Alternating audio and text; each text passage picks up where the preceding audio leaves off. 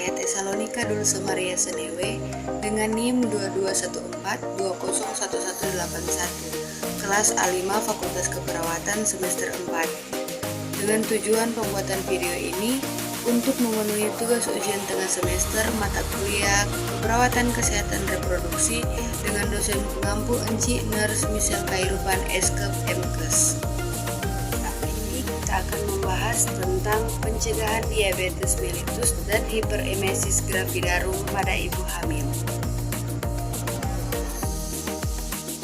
Kesehatan ibu hamil sangat penting, tidak hanya bagi sang ibu tetapi juga calon buah hati. Oleh karena itu, pencegahan diabetes mellitus dan hiperemesis gravidarum menjadi sangat krusial untuk diterapkan. Kedua kondisi ini dapat berdampak serius pada kehamilan. Oleh karena itu, pemahaman dan tindakan preventif sangat diperlukan. Diabetes mellitus adalah kondisi medis di mana tubuh tidak dapat menghasilkan atau menggunakan insulin secara efektif, menyebabkan peningkatan kadar gula darah. Hal ini dapat terjadi selama kehamilan akibat resistensi insulin. Dan hiperemesis gravidarum adalah kondisi mual dan muntah berlebihan selama kehamilan yang dapat menyebabkan dehidrasi, ketidakseimbangan elektrolit, dan penurunan berat badan yang signifikan.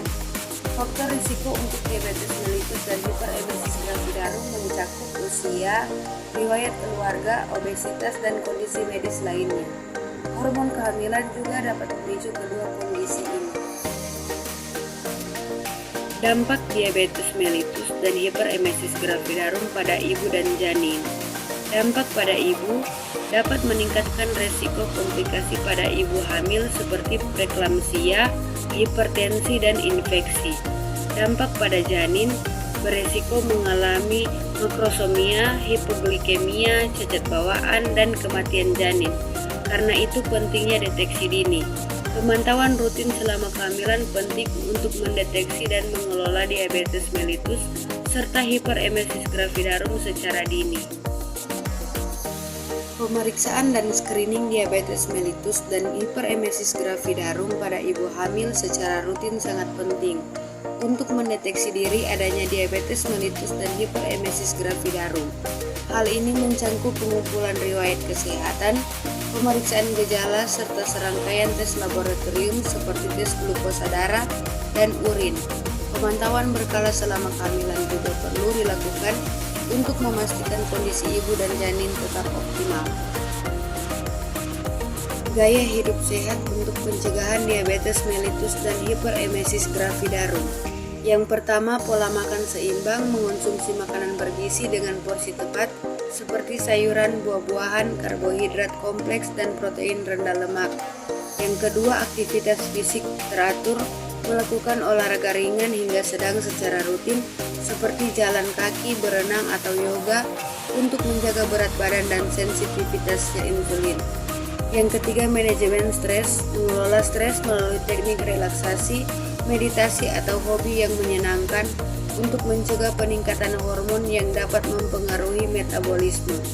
Dan yang terakhir, istirahat yang cukup, memastikan tidur yang berkualitas dan durasi yang memadai karena kekurangan tidur dapat mengganggu fungsi tubuh. Peran tenaga kesehatan dalam pencegahan dan edukasi. Yang pertama, screening dini. Tenaga kesehatan berperan penting dalam melakukan screening dini diabetes mellitus dan hiperemesis gravidarum pada ibu hamil sejak awal kehamilan. Yang kedua, edukasi gaya hidup sehat.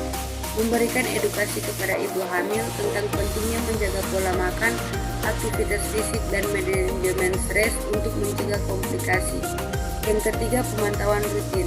Tenaga kesehatan melakukan pemantauan rutin pada ibu hamil untuk mendeteksi gejala dini dan mencegah perkembangan kondisi yang lebih serius.